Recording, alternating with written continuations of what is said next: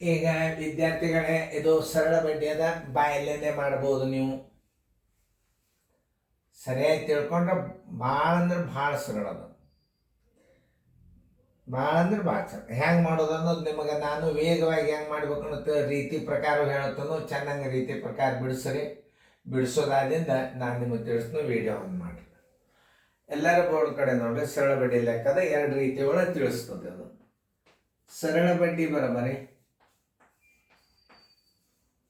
ಸರಳ ಬಡ್ಡಿ ಬರೋಬರಿ ಅಸಲು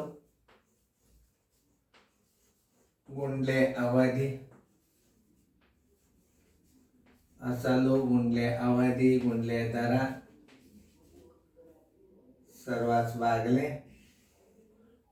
100 ಗುಂಡ್ಲೆ ವರ್ಷದಾಗದ 1 ಹಚ್ಚರಿ. ತಿಂಗಳದಾಗಿರ್ತಾನೆ 12 ಹಚ್ಚರಿ. ದಿನದಾಗಿರ್ತಾನೆ 365 ಹಚ್ಚರಿ. ಅಸಲು ಎಷ್ಟದ? 500 ಅದ. ಅವಧಿ 4 ವರ್ಷದ. ದರ ಎಷ್ಟದ? 8 ರೂಪಾಯಿ ಅದ. ನೋಡ್ರಿ, 100 ಗುಂಡ್ಲೆ 1. ಸರಳ ಬಡ್ಡಿ ಕೇಳಿದಾಗ ನೋಡ್ರಿ ಎಷ್ಟು ಚಂದ ಅದ. 5 4 20, 28 160 ರೂಪಾಯಿ. ಸರಳ ಬಡ್ಡಿ ಬರೋಬರಿ ಎಷ್ಟು? 160 ರೂಪಾಯಿ.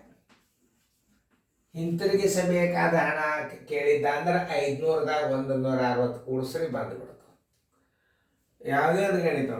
ಆಮೇಲೆ ಇಷ್ಟೆಲ್ಲ ಮಾಡೋದಕ್ಕಿಂತಲೂ ಒಂದು ಥಿಯರಿ ಏನದ, ಸರಳ ಬಡ್ಡಿ ಇದ್ದಾಗ ಏನು ಮಾಡಬೇಕು, ಮೊತ್ತ ಇದ್ದಾಗ ಏನು ಮಾಡಬೇಕು.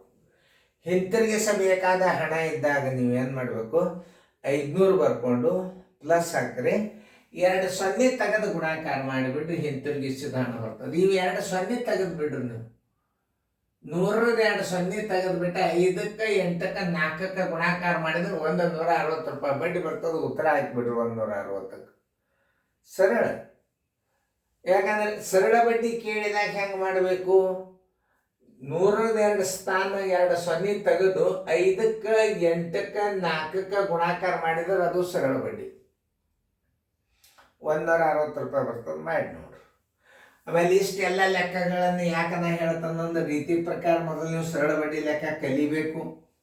160 ರೂಪಾಯಿ ಬಡ್ಡಿ ಬಂತು. ಉತ್ತರ ಸಂಖ್ಯೆ ಡಿ ಆಯ್ತು. ಇದನ್ನು ಬಾಯಲ್ಲೇ ನೀವು ಹೆಂಗೆ ಹಾಕಿ ಹೋಗೋದಂದ್ರೆ, ಇಲ್ಲಿ 100 ಏನು ಇರ್ತದಲ್ಲ, ಈ 100 2 0 ತೆಗೆದು ಬಿಡ್ಬೇಕು. ಇಲ್ಲಿ ನೋಡ್ರಿ, ಪ್ರಾಕ್ಟಿಕಲ್ ಆಗಿ ಇಲ್ಲಿ ತೋರ್ಸನ್ ನೋಡಿ. ಇವೆರಡು 0 ತೆಗೆದು ಬಿಡ್ರಿ. ಅಂದರೆ ಇಲ್ಲೇ ತೆಗೆದು ಬಿಡ್ರಿ. 2 0 ತೆಗೆದು 5ಕ್ಕೆ 8ಕ್ಕೆ 4ಕ್ಕೆ ಗುಣಾಕಾರ ಮಾಡಿದ್ರೆ ಅದು 4 ವರ್ಷದ ಬಡ್ಡಿ ಬರ್ತದೆ. ಆಮೇಲೆ ಮತ್ತೆ ಕೇಳಿದ್ರೆ 500ದಾಗ 160 ರೂಪಾಯಿ ಕೂಡಿಸ್ಕೊಂಡು ನೀವೇನು ಮಾಡಬೇಕು, 660 ಅಂತ ನೀವು ಹೇಳಬಹುದು. ಅವ ಹಿಂತಿರುಗಿಸಬೇಕಾದ ಹಣನೂ ಬಾಯಲೆ ಮಾಡಬಹುದು. ಹಿಂತಿರುಗಿಸಬೇಕಾದ ಸರಳ ಬಡ್ಡಿ ಅವಾಗ ದೊರೆಯುವ ಸರಳ ಬಡ್ಡಿ ಎಷ್ಟು ಅಂತ ಕೇಳಿದಾಗ, ಅಸಲ್ದಾಗಿಂದ 2 0 ತೆಗೀರಿ, ಅಥವಾ ಬಡ್ಡಿ ದರದಾಗ 1 0 ಇದ್ದರೆ ಅದನ್ನು ತೆಗೆದು ಒಂದು ಅಸಲ್ದಾಗ 1 ತೆಗೀರಿ. ಒಟ್ಟು 2 0 ತೆಗೆದು ಗುಣಾಕಾರ. ಅವು ಎಲ್ಲೇ ಬರಲಿ 2 0ಗಳು, ಇವುಗಳನ್ನ ಇಲ್ಲಿ ಬರ್ಬೋದು 0, ಇಲ್ಲಿ ಬರ್ಬೋದು, ಇಲ್ಲಿ ಬರ್ಬೋದು. ಒಟ್ಟು 2 0 ಕಡಿಮೆ ಮಾಡಿಬಿಡಬೇಕು.